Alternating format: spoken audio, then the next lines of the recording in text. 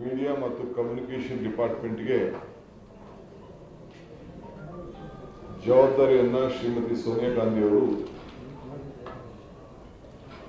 ಬಿ.ಎಲ್. ಶಂಕರ್ ಅವರನ್ನ ಚೇರ್ಮನ್ ಆಗಿ,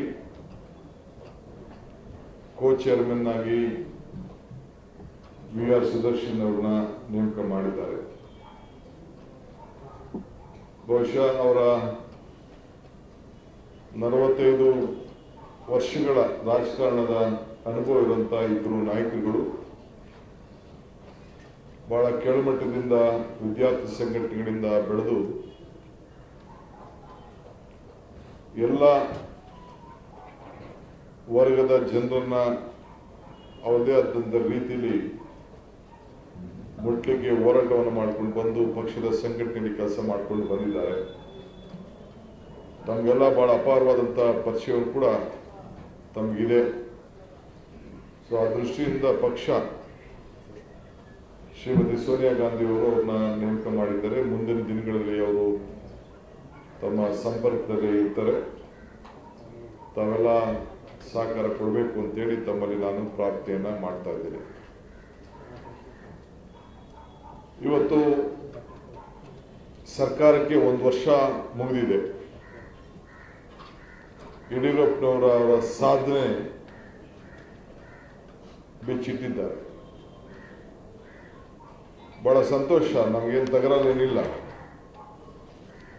ಒಳ್ಳೆ ಅಡ್ವರ್ಟೈಸ್ಮೆಂಟ್ಗಳು ಮತ್ತೊಂದೆಲ್ಲ ಅವರ ಸಾಧನೆ ವಿಭಿನ್ನವಾಗಿ ಅವರು ತೋರಿಸಿದ್ದಾರೆ. ಎಲ್ಲ ಮಂತ್ರಿಗಳನ್ನು ಕೂಡ ನಮಗೆ ಪರಿಚಯ ಮಾಡಿಕೊಟ್ಟಿದ್ದಾರೆ. 2ನೇ ವರ್ಷಕ್ಕೆ ಕಾಲಿಟ್ಟಿದ್ದಾರೆ. ಅವರು ಏನೇನು ಮಾಧ್ಯಮಕ್ಕೆ ಹೇಳಿದ್ದಾರೆ ಅಂತ ಹೇಳಿ ನಾನು ಬಿಡಿಸಿ ಜಾಸ್ತಿ ಹೇಳಕ್ ಹೋಗುವುದಿಲ್ಲ. 1 ವರ್ಷದ ಯಡಿಯೂರಪ್ಪನವರ ಆಟ ಪ್ರಥಮ 1 ತಿಂಗಳು ಮಂತ್ರಿಮಂಡಲ ಇಲ್ಲದೆ ತಿಕ್ಕಾಟ ಆಯಿತು. 2ನೇ ತಿಂಗಳು ನೆರೆಗೆ ಪರಿಹಾರ ಕೊಡದೆ ನರಳಾಟ ಆಯಿತು. 3ನೇ ತಿಂಗಳು ಉಪಚುನಾವಣೆಯಲ್ಲಿ ಬಯಲಾಟ. 4ನೇ ತಿಂಗಳು ಮಂತ್ರಿಮಂಡಲ ಎಂಬ ಒಂದು ದೊಡ್ಡ ದೊಂಬರಾಟ ನಡೀತು. 5ರಲ್ಲಿ ಮಂತ್ರಿಗಿರಿಯಾಗಿ ಕಿತ್ತಾಟ ಆಯಿತು. 7-8 ತಿಂಗಳಲ್ಲಿ ಕೋವಿಡ್ ಲಾಕ್ಡೌನ್ ಎಂಬ ಹರಳಾಟದಲ್ಲಿ ನಡೀತು. 9-10ರಲ್ಲಿ ಕೊರೋನಾ ಎಂಬ ಕಿರ್ಚಾಟನೆ ನಡೀತು. 11-12ರಲ್ಲಿ 12 ತಿಂಗಳಲ್ಲಿ ಲೂಟಿ ಆಟ ನಡೀತು. ಈಗ ಜನರ ಸಾಮಾನ್ಯರ ಮಾತ್ರ ನಾವು ಬದುಕಿನಲ್ಲಿ ಹೋರಾಟವನ್ನು ನಾವು ಮಾಡುವಂತ ಒಂದು ಸಂದರ್ಭದಲ್ಲಿ ನಾವೆಲ್ಲ ಇದ್ದೇವೆ. ಇದು ಯಡಿಯೂರಪ್ಪನವರ 1 ವರ್ಷದ ಆಟ. ಇವತ್ತು ತಾವೆಲ್ಲ ಏನವರು ಬಿಡುಗಡೆ ಮಾಡಿದ್ದಾರೆ ಬರೀ ಸುಳ್ಳಿನ ಸರಮಾಲೆ. ಬರೀ ಮಾಧ್ಯಮಕ್ಕೆ, ಸ್ನೇಹಿತರಿಗೆ, ಜನರಿಗೆ ಏನ್ ತಿಳಿಸ್ಬೇಕೋ ಬರೀ ಕಿವಿಗೆ ಹಿಂಪಾದಂತ ಮಾತುಗಳನ್ನ ಹೇಳಿದ್ದಾರೆ. ವಾಸ್ತವಾಂಶವಾಗಿ ಅವರು ಏನು ಮಾತು ಕೊಟ್ಟಿದ್ದಾರೆ, ಏನು ನುಡಿದಿದ್ದಾರೆ, ಯಾವುದು ಕೂಡ ಜನರಿಗೆ ತಲುಪಿಲ್ಲ. ಬರೀ ಸುಳ್ಳಿನ ಸರಮಾಲೆ ಆಗಿದೆ. ಬರೀ ನೆರೆ ಪರಿಹಾರ ಅಂತ ಏನು ಮಾತು ಕೊಟ್ಟರು, ಯಾರಿಗೆ ಮನೆ ಕಟ್ಟಿಕೊಡ್ತೀವಿ ಅಂತ ಹೇಳಿದ್ರು, ಯಾರಿಗೆ ಪರಿಹಾರ ಕೊಡ್ತೀವಿ ಅಂತ ಹೇಳಿ ಪ್ರಾರಂಭದಿಂದಲೇ ಅವರು ತೆಗೆದುಕೊಂಡ್ರು. ಇವತ್ತರೆಗೂ ತಮಗೆ ನಾನು ಮಾಧ್ಯಮ ಸ್ನೇಹಿತರಿಗೆ ನಾನು ಮನವಿ ಮಾಡ್ಕೊಳ್ತೇನೆ, ಆ ಭಾಗಕ್ಕೆ ನೀವು ಹೋಗಿ ನೋಡಿ. ಇವತ್ತವರೆಗೂ ಕೂಡ ಆ ನೆರೆಯ ಪರಿಹಾರ ಯಾರಿಗೂ ಕೂಡ ದೊರೆಯಲಿಲ್ಲ. ಈ ದೇಶದ ಪ್ರಧಾನಮಂತ್ರಿ ಮುಂದೆ ಅವರು ಏನು ಹಳಲು ಹೇಳ್ಕೊಂಡಿದ್ರು, ಸುಮಾರು 35,000 ಕೋಟಿ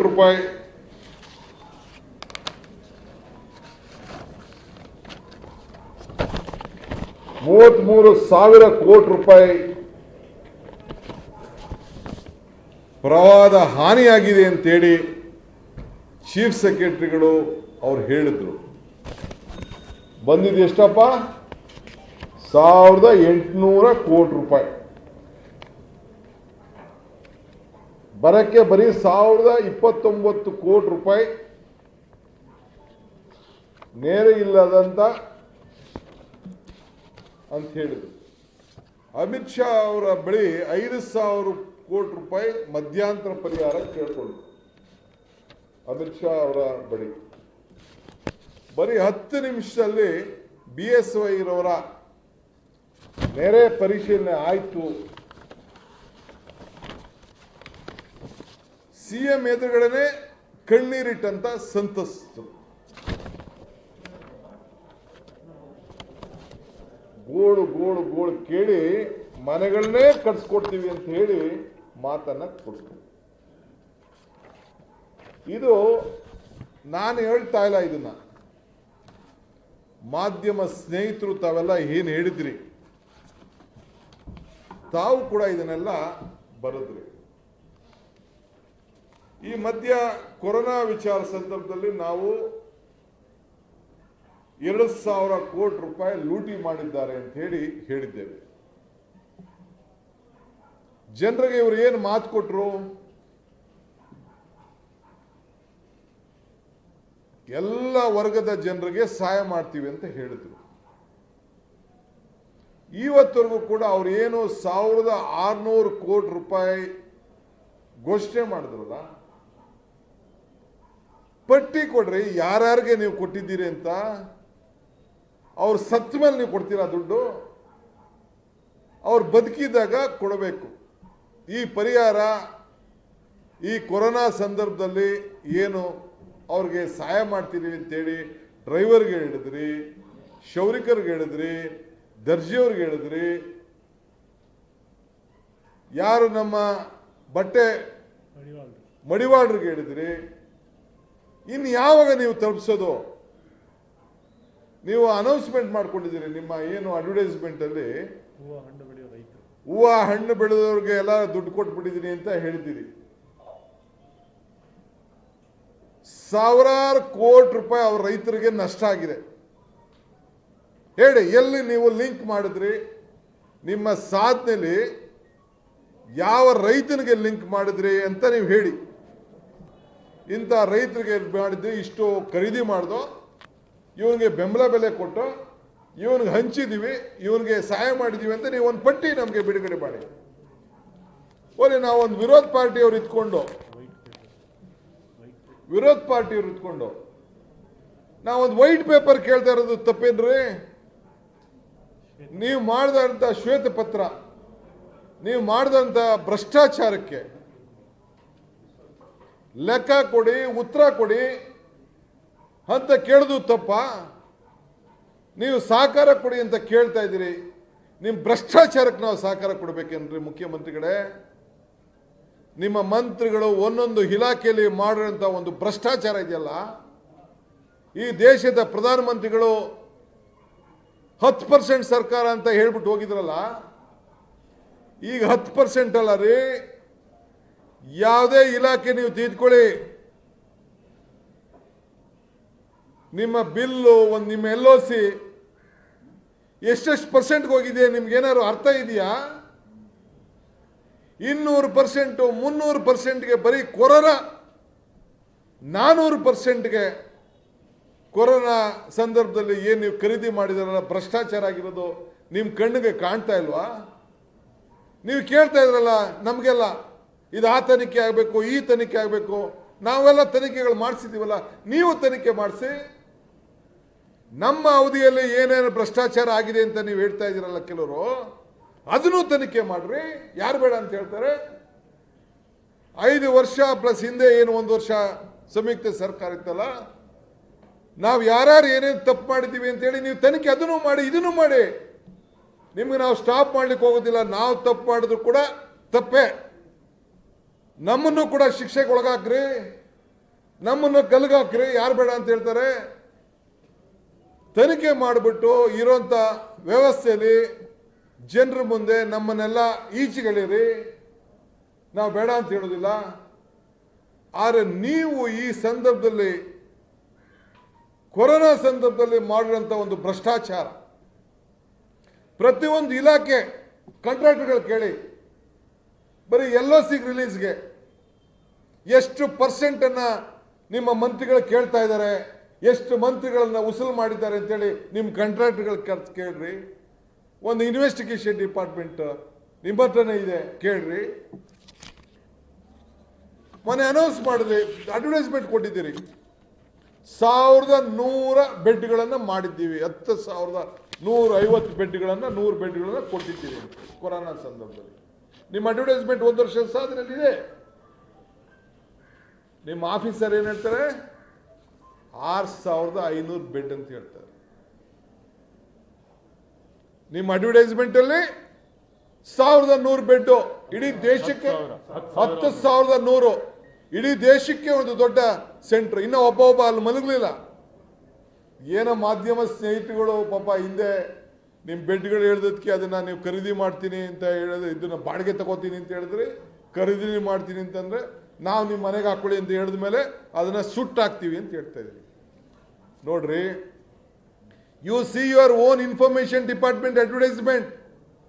your advertisement tells that it is 1,100 bed, 10,100 beds.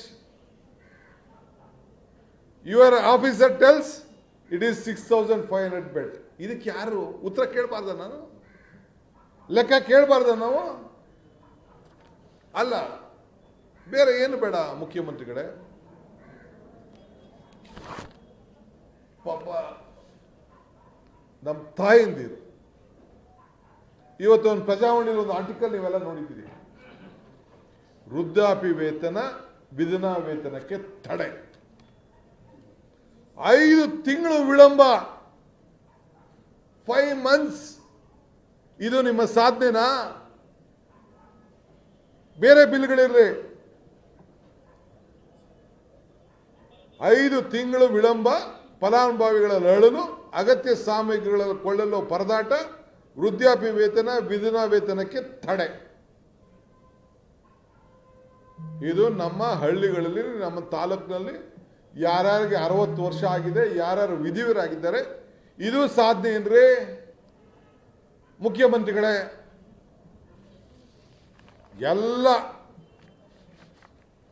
ಎಲ್ಲ ಸಂದರ್ಭದಲ್ಲೂ ಕೂಡ ಕೇಂದ್ರ ಸರ್ಕಾರ, ರಾಜ್ಯ ಸರ್ಕಾರ ಅವ್ರದೊಂದು ವಿಚಾರ, ನಿಮ್ದೊಂದು ವಿಚಾರ. ನಿಮ್ದೇ ಸರ್ಕಾರ ಆಯ್ತು, ಅವ್ರು ಏನು ಸಹಾಯ ಮಾಡಿದ್ರು ಹೇಳಿ. ಸೆಂಟ್ರಲ್ ಗೌರ್ಮೆಂಟು ನಾವು ಅಧಿಕಾರಕ್ಕೆ ಬಂದ ಮೇಲೆ ನೀವು ಹೇಳ್ತಾ ಇದ್ರಲ್ಲ, 2 ಕಡೆನೂ ಒಂದೇ ಸರ್ಕಾರ ಇರಬೇಕು ಅಂತ. ಒಂದೇ ಸರ್ಕಾರ ಇದೆಯಲ್ಲ, ಯಾಕೆ ನಿಮ್ಗೆ ಸಹಾಯ ಮಾಡ್ತಾ ಇಲ್ಲ? ಯಾಕೆ ಪ್ರೈಮ್ ಮಿನಿಸ್ಟರ್ ಇಲ್ಲಿಗೆ ಬರಲಿಲ್ಲ ನೆರವು ನೋಡ್ಲಿಕ್ಕೆ? ವೆಸ್ಟ್ ಬೆಂಗಾಲ್ ಎಲೆಕ್ಷನ್ ಇದೆ ಅಂತ ಅಲ್ಲಿಗೆ ಹೋದ್ರು, ಬೇರೆ ಕಡೆ ಹೋದ್ರು. ನಿಮ್ಮಲ್ಲಿ ಯಾಕೆ ಬರಲಿಲ್ಲ? ಬರೀ ನೀವು ಮಾತ್ರ ಒಂದು 15 ನಿಮಿಷ ಹೆಲಿಕಾಪ್ಟರಲ್ಲಿ ಒಂದು ರೌಂಡ್ ಹೊಡಿದ್ರಿ, ಅದು ಬಿಟ್ರೆ ಏನಾರು ಆಯ್ತಾ? ಎಲ್ಲ ಯೋಜನೆಗಳನ್ನ ರದ್ದು ಮಾಡಿಬಿಟ್ರಿ. ನಮ್ಮ ಸರ್ಕಾರ ಏನೇನು ಮಾಡ್ದೋ ಪಾಪ ಎಲ್ಲ ML. ನಿಮ್ಮ ಸಾಧನೆ ಏನಪ್ಪಾ ಅಂತ ಅಂದ್ರೆ ಎಲ್ಲ ಯೋಜನೆಗಳನ್ನ ರದ್ದು ಮಾಡಿಬಿಟ್ರಿ. ಯಾವ್ದಾದ್ರು ನಮ್ಮ ಸರ್ಕಾರಗಳಾಗಿತ್ತು, ದುಡ್ಡಿಲ್ಲ, ಆರ್ಥಿಕವಾಗಿ ಪರಿಸ್ಥಿತಿ ಇಲ್ಲ ಅಂತ ರದ್ದು ಮಾಡಿದ್ರಿ.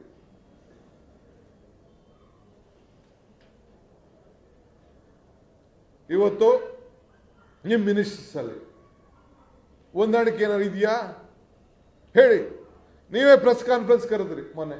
ನಾವು ಇಲ್ಲಿ ಕೂತ್ಕೊಂಡು, ನಾನು ನಮ್ಮ ವಿರೋಧ ಪಕ್ಷದ ನಾಯಕರು ಪ್ರೆಸ್ ಕಾನ್ಫರೆನ್ಸ್ ಕರೆದ ಮೇಲೆ ನೀವು ಪ್ರೆಸ್ ಕಾನ್ಫರೆನ್ಸ್ ಕರೆದ್ರಿ. 5 ಜನ ಮಂತ್ರಿಗಳು ಕಳಿಸಿದ್ರಿ, ಬಹಳ ಸಂತೋಷ. 2,000 ಕೋಟಿ ರೂಪಾಯಿ. ಮೊದಲು ಮಂತ್ರಿ ಏನ್ ಹೇಳಿದ್ರು? ಬರೀ ನಾವು 300 ಚಿಲ್ಲರೆ ಕೋಟಿ ಅಂತ ಹೇಳಿ ಡೆಪ್ಟಿ CM ಹೇಳ್ತಾರೆ. ಅದಾದ ಮೇಲೆ 5 ಜನ ಮಂತ್ರಿಗಳು ಬಂದು 2,000 ಚಿಲ್ಲರೆ ಅಂತ. ಪೈಪ್ಲೈನ್ ಅಲ್ಲಿ ಇದೆಯಲ್ಲ, ಅದೇನು, ಅದ್ಯಾವ ಲೆಕ್ಕ? ಎಲ್ಲ ಒಪ್ಕೊಂಡ್ರಲ್ಲ.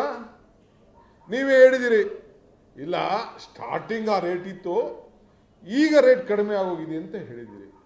ಎಲ್ಲರೂ ಉಂಟೇನ್ರಿ? ಎಲ್ಲ ಪಕ್ಕಪಕ್ಕದ ರಾಜ್ಯದಲ್ಲಿ ಖರೀದಿ ಆಗಿದೆಯಲ್ಲ, ಪಕ್ಕಪಕ್ಕದ ರಾಜ್ಯದಲ್ಲಿ ಖರೀದಿ ಆಗಿದೆಯಲ್ಲ, ಅದ್ಯಾವ ರೇಟು? ಸೆಂಟ್ರಲ್ ಗೌರ್ಮೆಂಟು ಖರೀದಿ ಮಾಡಿದ್ರಲ್ಲ, ಅದು ಏನು ರೇಟು? ನಿಮ್ಮಲ್ಲಿ ಏನು ಸ್ಪೆಷಲ್ ರೇಟು? ಏನು ನಿಮ್ಗಿರೋ ಕಾಂಟ್ರಾಕ್ಟರ್ಗಳು ನಮ್ಗೆ ಗೊತ್ತಿಲ್ಲ ಅಂತ ತಿಳ್ಕೊಂಡಿದ್ದೀರಾ? ನಿಮ್ಮ ಆಫೀಸರ್ಸು ನಮ್ಗೇನು ವಿಚಾರ ತಿಳಿಸೋದಿಲ್ಲ ಅಂತ ಹೇಳ್ತಿರಲ್ಲ? ಸುಮ್ಮನೆ 21ನೇ ತಾರೀಕು ಒಂದು ಆರ್ಡರ್ ಇದೆ ಇಲ್ಲಿ, ಮೆಡಿಕಲ್ ಎಜುಕೇಶನ್ ಡಿಪಾರ್ಟ್ಮೆಂಟ್. ನಾನು ಒಂದು ಸಣ್ಣ ಒಂದು ವರ್ಷ ಇದ್ದೆ. 3M95 ಮಾಸ್ಕ್ ಇದೆ, ಒಂದು 10 ಲಕ್ಷ ಖರೀದಿ ಮಾಡವ್ರೆ. ಟ್ಯಾಕ್ಸು GST ಬಿಟ್ಟು 280 ರೂಪಾಯಿ ಅಂತ ಒಂದು ಮಾಸ್ಕ್. 21 ಏಪ್ರಿಲ್. ಅದು ಯಾವ್ದಪ್ಪ 281 ರೂಪಾಯಿ? ಅದು ಯಾವ ಮಾಸ್ಕ್ ರೀ ನೀವು ಹಾಕೊಂಡಿದೆ? N95 ಅಲ್ಲಿ.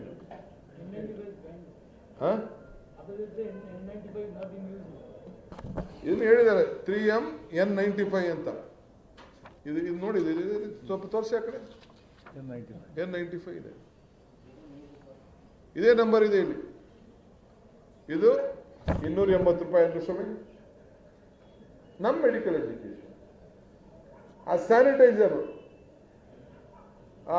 ಒಂದೊಂದು ಡಿಪಾರ್ಟ್ಮೆಂಟ್ಗೆ ಒಂದೊಂದು. ಸೋಷಿಯಲ್ ವೆಲ್ಫೇರ್ ಡಿಪಾರ್ಟ್ಮೆಂಟಲ್ಲಿ ನಾನು ತಗೊಂಡಿದ್ದೀನಿ. ನಾನು ಇಲ್ಲಿ ಯಾವುದೋ ಕೈಗೆ ಹಾಕೋದನ್ನ 565 ರೂಪಾಯಿಗೆ ತೊಗೊಂಡೆ. ಇದನ್ನದು ಯಾವುದೋ 1000 ರೂಪಾಯಿ ತೊಗೊಂಡಿದ್ದೀನಿ. ನಾನು ನಮ್ಮ ಆರೋಗ್ಯ ಹಸ್ತಕ್ಕೆ ತೊಗೊಂಡಿದ್ದೀನಿ. ಸ್ಯಾನಿಟೈಸರ್ನ 100 ರೂಪಾಯಿಗೆ ನಾನು ಪರ್ಚೇಸ್ ಮಾಡಿದ್ದೀನಿ, ಅರ್ಧ ಲೀಟರ್ನ.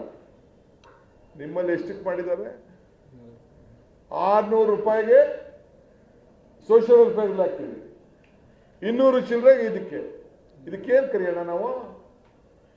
ಇದಕ್ಕೆ ಸಹಕಾರ ಬೇಕಾ ನಿಮ್ಗೆ? ಒಂದು ವರ್ಷ ಸಾಧನೆನ ಇದು? ಇಡೀ ದೇಶದಲ್ಲಿ ಕರ್ನಾಟಕ ರಾಜ್ಯ ನ್ಯಾಷನಲ್ ಮೀಡಿಯಾ ಇಂದ ಹಿಡಿದು ಸ್ಟೇಟ್ ಮೀಡಿಯಾ ಎಲ್ಲ ಕೂಡ ನಿಮ್ಮನ್ನ ಪ್ರತಿಯೊಬ್ಬರು ಕೂಡ ಬೆತ್ತಲೆ ಮಾಡ್ತಾ ಇದ್ದಾರೆ. ನಿಮ್ ಬೆತ್ತಲೆ ಅಲ್ಲ ಇದು, ಕರ್ನಾಟಕ ರಾಜ್ಯದ ಬೆತ್ತಲೆ ಇದು. ಪ್ರತಿಯೊಬ್ಬ ರೈತ ಅವನು ಬೆಳೆದಂತ ಬೆಲೆಗೆ 1 ರೂಪಾಯಿ ಅವ್ರಿಗೆ ತಲುಪಲಿಲ್ವಲ್ಲ ಇವತ್ತು ಕೂಡ. ಅವ್ನು ಒಳ್ಳೆ ವ್ಯಾಪಾರನೇ ಅವ್ನಿಗೆ ಪಾಪ ಆಗ್ಲೇ ಇಲ್ಲ ಬಿಡಿ. ಅವನು ಕಾರ್ಮಿಕರ ಪರಿಸ್ಥಿತಿ 60 ಲಕ್ಷ ಜನ ಇವತ್ತು ಉದ್ಯೋಗ ಕಳ್ಕೊಂಡಿದ್ದಾರೆ. ನೀವು ಸರಿಯಾಗಿ ಅವನ್ನ ನೋಡ್ಕೊಳ್ದೆ ಹೋದಕ್ಕೆ ಎಲ್ಲ ಇವತ್ತು ನಮ್ಮ ಬೆಂಗಳೂರು ಬಿಟ್ಬಿಟ್ಟು ಎಲ್ಲ ವಾಪಸ್ ಹಳ್ಳಿಗೆ ಸೇರ್ಕೊಬಿಟ್ರು.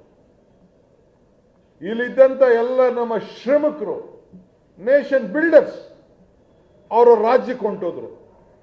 ನೀವು ಅವ್ರಿಗೆ ಉದ್ಯೋಗದ ಭರವಸೆಯನ್ನ ಕೊಟ್ಟಿದ್ರೆ, ಅವ್ರಿಗೆ ಸರಿಯಾದ ರೀತಿ ಧೈರ್ಯ ತುಂಬಿದ್ರೆ, ಅವ್ರಿಗೆ ಕಿಟ್ ಕೊಟ್ಟಿದ್ರೆ, ಅವ್ರಿಗೆ ಹಣ ಕೊಟ್ಟಿದ್ರೆ, ಯಾಕ್ರಿ ಈ ರಾಜ್ಯನ ಬೆಂಗಳೂರಿನಲ್ಲಿ ಬದುಕಬೇಕು, ಈ ರಾಜ್ಯದಲ್ಲಿ ಬದುಕಬೇಕು ಅಂತ ಬಂದು ಈ ರಾಜ್ಯನ ಅಭಿವೃದ್ಧಿ ಮಾಡಬೇಕು ಅಂತ ಬಂದವರು ಯಾಕೆ ಈ ದೇಶ ರಾಜ್ಯ ಬಿಟ್ಟು ಹೋಗ್ತಿದ್ರು ಸ್ವಾಮಿ?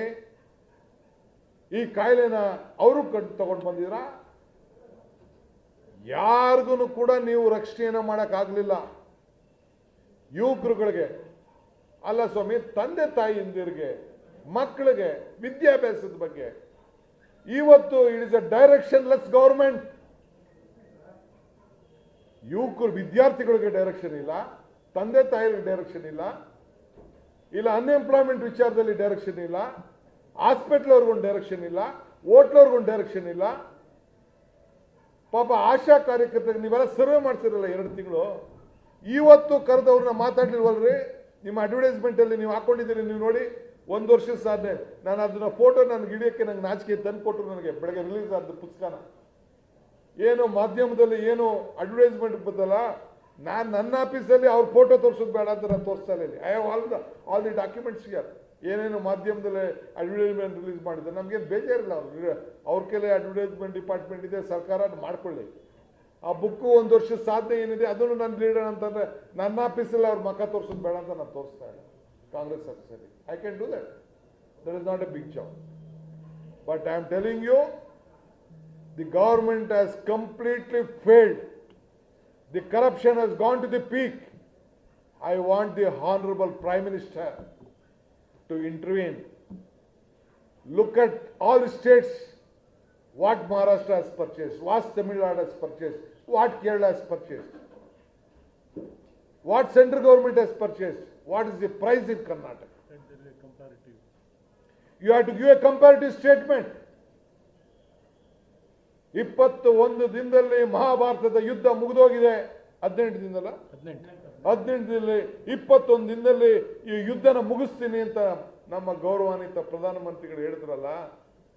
21 ದಿನ 120 ದಿನ ಆದ್ರೂ ನರಕ ಯಾತ್ರೆ ಈ ಕರ್ನಾಟಕ ರಾಜ್ಯದಲ್ಲಿ ನಡೀತಾ ಇದೆ. ಗೌರವಾನ್ವಿತ ಪ್ರಧಾನಮಂತ್ರಿಗಳೇ,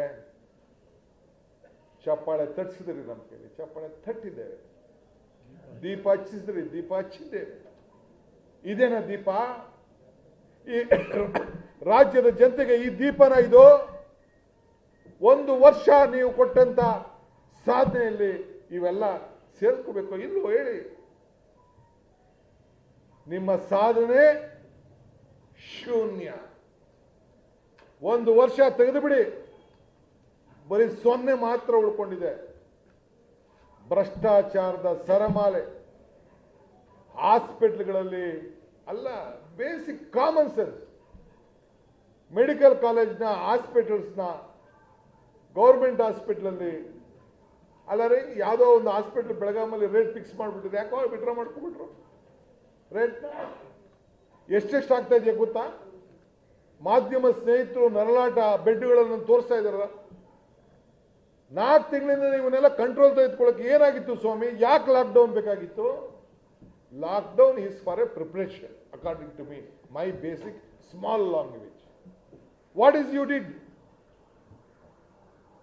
ಯಾರು ನಿಮಗೆ ಸರ್ಕಾರಿ ನೌಕರು ಸಹಾಯ ಮಾಡ್ತಾ ಇದ್ರು, ಆಶಾ ಕಾರ್ಯಕರ್ತರಿಗೆ ನೀವು ರಕ್ಷಣೆ ಮಾಡ್ಕೊಂಡು ಅವ್ರಿಗೆ ದುಡ್ಡು ಕೊಡಕ್ ಆಗ್ಲಿಲ್ಲ ಅಂತಂದ್ಮೇಲೆ ಯಾಕ್ರಿ ಸರ್ಕಾರ? ಏನ್ ಸಾಧನೆ ಅಂತ ಹೇಳ್ಕೊಳ್ತಾ ಇದ್ದೀರಿ? ಯಾವ ಸಾಧನೆ ಅಂತ ಬಿಂಬಿಸ್ಕೊಳ್ತಾ ಇದ್ದೀರಿ? ಸರ್ಕಾರ 1 ವರ್ಷ ಆಗಿದೆ ಅಂತ ಹೇಳ್ಕೊಳ್ಳಿ, ನೋ ಡೌಟ್. ಬೈ ಎಲೆಕ್ಷನ್ ಗೆದ್ದಿದ್ದೀವಿ ಅಂತ ಹೇಳ್ಕೊಳ್ಳಿ, ಎಲ್ಲ ಆಪರೇಷನ್ ಲೋಟಸ್ ಚೆನ್ನಾಗಿ ನಡೆಸೋ ಅಂತ ಹೇಳ್ಕೊಳ್ಳಿ, ಮಂತ್ರಿಗಳು ಮಾಡಿದೀವಿ ಅಂತ ಹೇಳಿದ್ವಿ, ಯಾರು ಮಾತು ಕೊಟ್ಟಿದ್ದೆ ಅವ್ರಿಗೆಲ್ಲ ಬಹಳ ನಾನು ವಾಪಸ್ ಆನರ್ ಮಾಡಿದ್ದೀನಿ ಅಂತ ಹೇಳ್ಕೊಳ್ಳಿ. Yes, I fully agree with you, no doubt. ನಿಮ್ಮ ರಾಜಕಾರಣ ನೀವು ಮಾಡ್ತಾ ಇದ್ದೀರಿ. ಬಟ್ ಇದು ಸಾಧ್ಯನಾಯಿತು? 1 ವರ್ಷದ ಸಾಧನೆ ಇದು? What is the direction? What is the priority? What is the vision?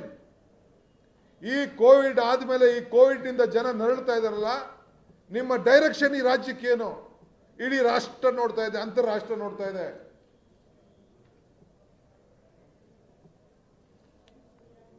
ಮುಖ್ಯಮಂತ್ರಿಗಳೇ, 1 ವರ್ಷ ನಿಮ್ಮ ಸಾಧನೆ ಏನಪ್ಪಾ ಅಂದ್ರೆ ಸೂತಕದಲ್ಲಿ ಸಂಭ್ರಮ ಆಚರಣೆ.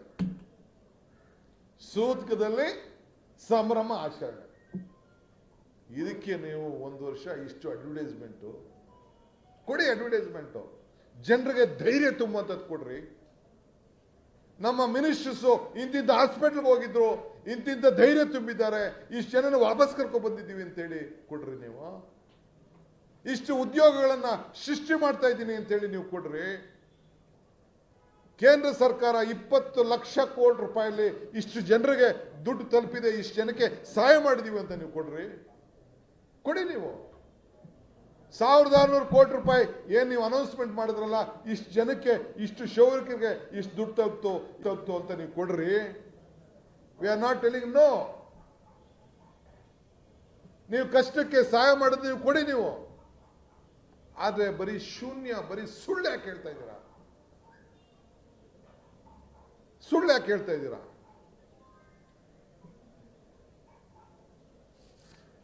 ಸೊ ಅದರಿಂದ ನಾನು ಜಾಸ್ತಿ ಹೊತ್ತು ನಾನು ಈ ಪ್ರೆಸ್ ಕಾನ್ಫರೆನ್ಸ್ನ ತೆಗೆದುಕೊಂಡು ಹೋಗ್ಲಿಕ್ಕೆ ನಾನು ಹೋಗುದಿಲ್ಲ.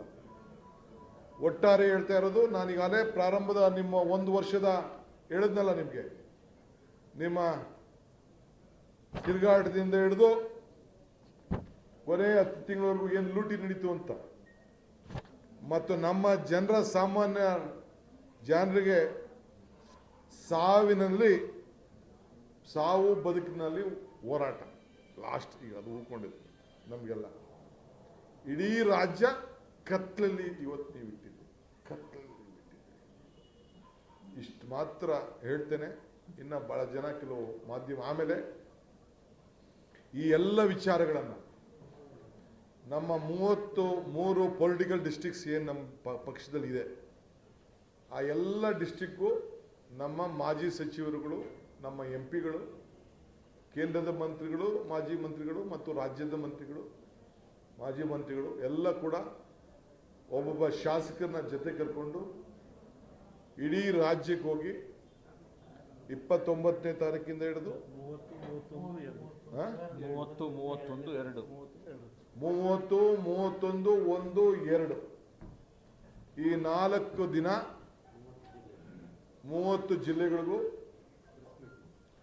ಮಾಧ್ಯಮ ಉದ್ದೇಶಿಸಿ ನೀವು ಮಾಡಿರೋಂಥ ಎಲ್ಲ ಭ್ರಷ್ಟಾಚಾರಗಳನ್ನು ಬಯಲುಗೆಳೆಯುವಂಥ ಕೆಲಸವನ್ನು ನಮ್ಮ ನಾಯಕರುಗಳು ಮಾಡ್ತಾರೆ. ಜನರಿಗೆ ತಲುಪುವಂಥದ್ದು, ಈ ಸರ್ಕಾರ ಏನು ಭ್ರಷ್ಟಾಚಾರ ಮಾಡಿದೆ ಅದನ್ನು ಜನರಿಗೆ ತಿಳಿಸುವಂಥದ್ದು, ಈ ಕೊರೋನಾ ಹೆಣದಲ್ಲಿ ಹಣ ಮಾಡಲಿಕ್ಕೆ ಏನು ಒಂದು ದೊಡ್ಡ ನಿಮ್ಮ ಒಂದು ಸಾಧನೆ ಆಗಿದೆ, ಆ ಸಾಧನೆನ ಜನರ ಮುಂದೆ ತಲುಪಿಸುವಂಥ ಕೆಲಸ ನಮ್ಮ ನಾಯಕರುಗಳು ಮಾಡ್ತಾರೆ ಅನ್ನೋದನ್ನು ಕೂಡ ಈ ಸಂದರ್ಭದಲ್ಲಿ ಇವತ್ತು ಈ ತೀರ್ಮಾನವನ್ನು ನಮ್ಮ ಪಕ್ಷ ತೆಗೆದುಕೊಂಡಿದೆ ಅನ್ನೋ ಒಂದು ವಿಚಾರವನ್ನು ಕೂಡ ನಮ್ಮ ಮಾಧ್ಯಮ ಸ್ನೇಹಿತರಿಗೆ ತಿಳಿಸಲಿಕ್ಕೆ ನಾನು ಬಯಸ್ತಾ ಇದ್ದೇನೆ. ಪ್ಲೀಸ್. ಕುಮಾರಸ್ವಾಮಿ ಅವರು ಕಾಂಗ್ರೆಸ್ ಪಕ್ಷಕ್ಕೆ 5 ಪ್ರಶ್ನೆಗಳು ಅಂತ ಕೇಳಿದ್ದಾರೆ. ಯಾಕಂದ್ರೆ ಭ್ರಷ್ಟಾಚಾರ ದಾಖಲೆಗಳನ್ನ ನೀವು ಬಿಡುಗಡೆ ಮಾಡಿದ್ರೆ ಯಾಕೆ ನೀವು ದೂರು ಕೊಡ್ಬೋದಾಯ್ತಲ್ಲ, ಕಾನೂನಾತ್ಮಕ ಹೋರಾಟ ನೀವು ಮಾಡ್ಬೋದಾಯ್ತಾ, ಪ್ರಚಾರ ಪಡೆಯೋದಕ್ಕೆ ಈ ರೀತಿ ಎಲ್ಲ ಮಾಡ್ತಿದ್ದೀರಾ ಅಂತ ಒಟ್ಟು 5 ಪ್ರಶ್ನೆಗಳನ್ನ ಕಾಂಗ್ರೆಸ್ಗೆ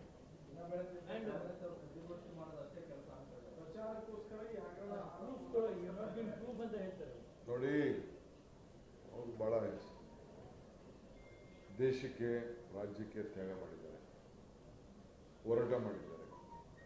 ಅವ್ರದ್ದೊಂದು ರಾಜಕೀಯ ಪಕ್ಷ, ಅವ್ರ ಪಕ್ಷದ ವಿಚಾರ, ಅವ್ರ ಪಕ್ಷದ ಆಚಾರ, ಅವ್ರ ಪಕ್ಷದ ಸಿದ್ಧಾಂತನೇ ಬೇರೆ. ನಮ್ಮ ಪಕ್ಷದ ಸಿದ್ಧಾಂತ, ನಮ್ಮ ಮೂಲ, ನಮ್ಮ ತತ್ವನೇ ಬೇರೆ. ಅವ್ರಿಗೆ ಬೇರೆ ಸಂದರ್ಭದಲ್ಲಿ ನಾನು ಉತ್ತರ ಕೊಡ್ತೀನಿ. ಈಗ ನಾನು 1 ವರ್ಷದ ಸಾಧನೆ ಬಗ್ಗೆ, ಈ ಸರ್ಕಾರದ ಬಗ್ಗೆ ಮಾತಾಡ್ತೀನಿ. ಸಾರ್ವಜನಿಕವಾಗಿ ಈ ಒಂದು ವಿಚಾರನ ಮಂಡಿಸೋ ಮೂಲಕ ಕಾಂಗ್ರೆಸ್ ಬಗ್ಗೆ ಒಂದು ಕೆಟ್ಟ ಅಭಿಪ್ರಾಯ ಮೂಡಿಸುವಂತ ಕಾಂಗ್ರೆಸ್ನವರು ಪ್ರಚಾರ ಮಾಡ್ತಿದ್ದಾರೆ ಅನ್ನೋ ಕಾರಣಕ್ಕೋಸ್ಕರ ಐ ಡೋಂಟ್ ವಾಂಟ್ ಟು ಪ್ರಯತ್ನ ಸರ್, ಅದು ಜನರಲ್ಲಿ ಕೆಟ್ಟ ಅಭಿಪ್ರಾಯ ಮೂಡಿಸುವಂತ ಪ್ರಯತ್ನ ಮಾಡ್ತೀರಾ? ನೋಡಿ,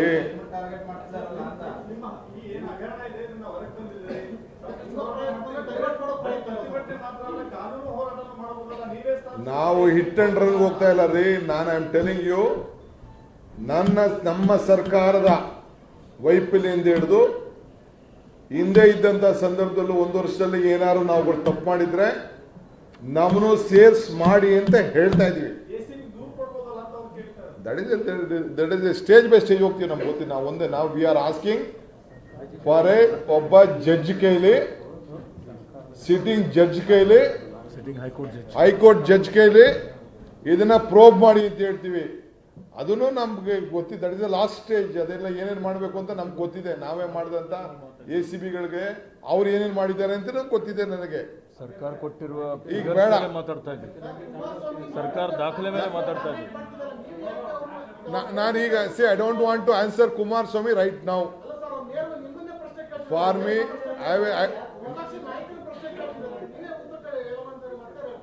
ನಾನೀಗ ಕುಮಾರಸ್ವಾಮಿ ಅವರಿಗೆ ಇವತ್ತು ನಾನು ಉತ್ತರ ಕೊಡಕ್ಕೆ ಹೋಗೋದಿಲ್ಲ.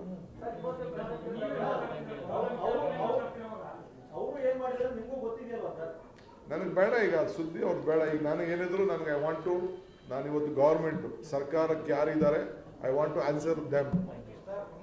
ರಾಜ್ಯದ ಜನಕ್ಕೆ ನನಗೆ Kumaraswamy is not my priority today. I don't want to say, ನೀವು ಸುಮ್ಮನೆ ಟ್ರೈ ಮಾಡಕ್ ಹೋಗ್ಬಿಡಿ, ವೇಸ್ಟ್ ಮಾಡ್ಕೊಕ್ ಹೋಗ್ಬಿಡಿ. Is not my priority today. ಜನರ ಹತ್ರ ಹೋಗ್ತಾ ಇದ್ದೀವಿ. ನಾನು ಜನತಾ ನ್ಯಾಯಾಲಯಕ್ಕೆ ಹೋಗ್ತಾ ಇದ್ದೀನಿ, ಜನರ ಮಧ್ಯೆ ಹೋಗ್ತಾ ಇದ್ದೀನಿ, ಜನರಿಗೆ ಉತ್ತರ ಕೊಡಕ್ಕೆ ಹೋಗ್ತಾ ಇದ್ದೀನಿ, ಜನರಿಗೆ ತಿಳ್ಸಕ್ಕೆ ಕೊಡಕ್ಕೆ ಹೇಳ್ತಾ ಇದ್ದೀನಿ, ಜನರಿಗೆ ವಿಚಾರವನ್ನ ಮುಟ್ಲಿಕ್ಕೆ ನಾನು ಪ್ರಯತ್ನ ಮಾಡ್ತಾ ಇದ್ದೀನಿ. 1 ವರ್ಷದ ವೈಫಲ್ಯ ನನಗೆ ಈಸ್ ನಾಟ್ ಮೈ ಪ್ರಯಾರಿಟಿ ನಾವು. ನೆಕ್ಸ್ಟ್.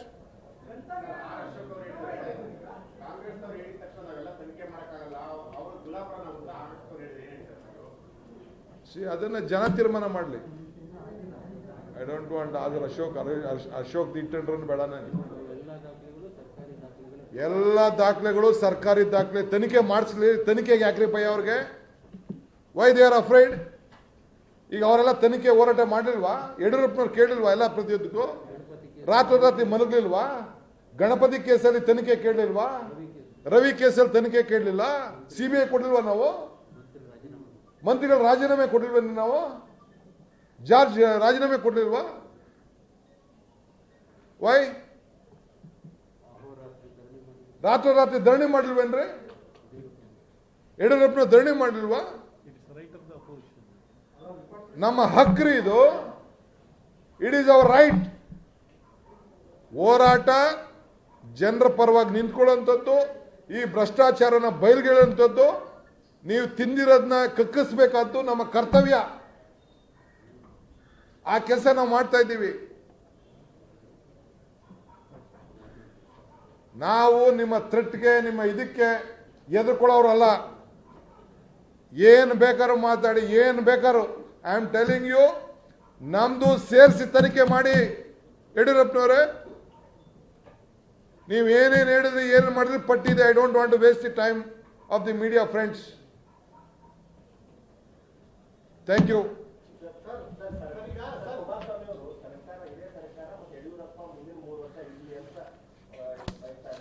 ಬಹಳ ಸಂತೋಷ. ಅವರ ವಿಚಾರ, ಅವರ ಆಚಾರಕ್ಕೆ ನಮ್ದೇನು ತಕರಾರಿಲ್ಲ. ಈಗ ಬೇಡ, ಅದು ಮಾತಾಡೋದು ಬೇಡ. ಇನ್ನೊಂದು ಸ್ವಲ್ಪ ದಿನದಲ್ಲಿ ಅದಕ್ಕೆ ಉತ್ತರ ಬರ್ತದೆ. ವಿಪಕ್ಷವಾಗಿ ನೀವು ಹೇಳಿದ್ರಿ ರೈತರಿಗೆ ಪರಿಹಾರ ಕೊಟ್ಟಿಲ್ಲ, ಬೆಳೆ ಪರಿಹಾರ ಕೊಟ್ಟಿಲ್ಲ, ಹೂ ಬೆಳೆದ ಪರಿಹಾರ ಕೊಟ್ಟಿಲ್ಲ ಅಂತ. ವಿಪಕ್ಷವಾಗಿ ನೀವು ಸಹ ಫೇಲ್ಯೂರ್ ಆಗಿಲ್ಲ. ಜನರನ್ನ ಅವ್ರಿಗೆ ಪರಿಹಾರ ಕೊಡಿಸೋ ನಿಟ್ಟಿನಲ್ಲಿ ಹೋರಾಟವನ್ನು ಅಜೆಂಡಾ ಸೆಟ್ ಮಾಡಿದವನೇ ನಾನು. ಆಲ್ ಪಾರ್ಟಿ ಮೀಟಿಂಗ್ ಮಾಡಬೇಕು, ರೈತರ ಹತ್ರಕ್ಕೆ ಹೋದವ್ ನಾನೇ, ರೈತರಿಗೆ ಸಹಾಯ ಮಾಡಬೇಕು ಅಂತ ಹೇಳ್ದವ್ ನಾನೇ, ಕಾರ್ಮಿಕರಿಗೆ ದುಡ್ಡು ಕೊಡಬೇಕು ಅಂದವ್ ನಾನೇ, ಡ್ರೈವರ್ಗಳಿಗೆ ದುಡ್ಡು ಕೊಡಬೇಕು ಅಂತ ಹೇಳ್ದವ್ ನಾನೇ, ಕ್ಷೌರಿಕರಿಗೆ ದುಡ್ಡು ಕೊಡಬೇಕು, ದರ್ಜಿಯವ್ರಿಗೆ ದುಡ್ಡು ಕೊಡಬೇಕು ಅಂತ ಹೇಳ್ದವನೇ ನಾನು. ಬಸ್ ಫ್ರೀ ಮಾಡಿಸೋರು ನಾವೇ. We set the agenda for the government. As an opposition, principal opposition, we have done our duty. ನಾವು ಹಿಂದೆ ಬರೀ ಪ್ರೆಸ್ ಹೇಳಲಿಲ್ಲ, ರಸ್ತೆಗೆ ಹೋಗಿದ್ದೀನಿ, ಮನೆಗೆ ಹೋಗಿದ್ದೀನಿ, ಕಾಂಗ್ರೆಸ್ ಆಫೀಸ್ನ ಮುಚ್ಚಲಿಲ್ಲ. ಈ ಪ್ರಾಣನ ಒತ್ತೆಗೆ ಇಟ್ಬಿಟ್ಟು ರಸ್ತೆಗೆ ಹಿಡಿದಿದ್ದೀವಿ. ಈ ಪ್ರಾಣನ ಒತ್ತೆಗೆ ಇಟ್ಬಿಟ್ಟು ಮನೆಗೆ ಹೋಗಿದ್ದೀವಿ. ಈ ಪ್ರಾಣನ ಒತ್ತೆ ಇಟ್ಬಿಟ್ಟು ಇಡೀ ಕಾಂಗ್ರೆಸ್ ಆಫೀಸ್ನ ತೆರೆದು ನಾವು ಇವತ್ತು ಜನರ ಮಧ್ಯೆ ನಿಂತ್ಕೊಂಡು, ಜನರ ಪರವಾಗಿ ನಿಂತ್ಕೊಂಡು ಹೋರಾಟ ಮಾಡ್ತಾ ಇದ್ದೀವಿ. ಜನರ ಧ್ವನಿಯಾಗಿ ಇವತ್ತು ಕೆಲಸ ಮಾಡ್ತಾ ಇದ್ದೀವಿ. ನೀವು ಏನು ನನಗೆ ಶಕ್ತಿ ಕೊಟ್ರಿ ಮಾಧ್ಯಮದವರು, ಅದನ್ನು ನಾವು ಮತ್ತೆ ಪುನರುಚ್ಚಾರ ಮಾಡ್ತಾ ಇದ್ದೀವಿ. Thank you.